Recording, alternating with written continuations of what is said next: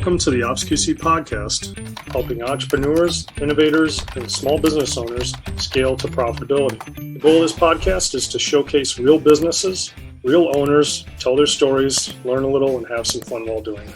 How long has it taken to get the momentum you really wanted?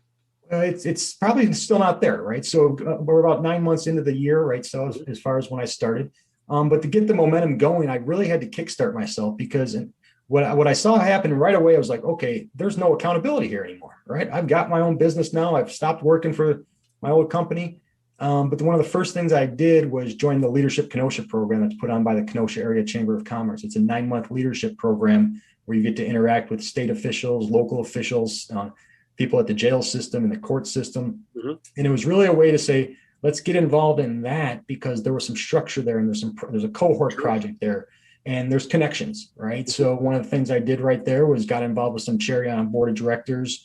And ultimately what that's doing for the momentum is right now it actually lead into, I've got something coming up this week that I'm working on where a connection from that organization led to a connection here. Now it's leading to a client of mine up north in the state a little bit. So the momentum to me is really, I don't judge it based off how many clients I have right now. It's about the involvement that I'm doing with the entrepreneurial training program, with the Chamber of Commerce, with Leadership Kenosha, with different charity events going on inside the state and the county out here. So that's where the momentum I think really is for me is I needed something. I found a way to get involved in the community. I realized I stepped away to be involved more in the community. What better way to do it than join a program that's going to help you learn more? No, that's a great point. I look at consultants, and service organizations that when they're smaller, like yourself, there's a point where you're selling, then there's a point where you're working, right? Mm-hmm. And so there's this curve, and I know like a couple other people and I have talked about this dolphin effect, right? So you're either selling or you're working, selling or you're working, and the key is as a consultant is how do you get that to even out, right? Mm-hmm. And so it's a different toolkit, it's a different skill set to do that than maybe as a consultant we don't have, but it's networking. The bottom line is just networking, getting your name out there, getting people who know, like, and trust you to do the work.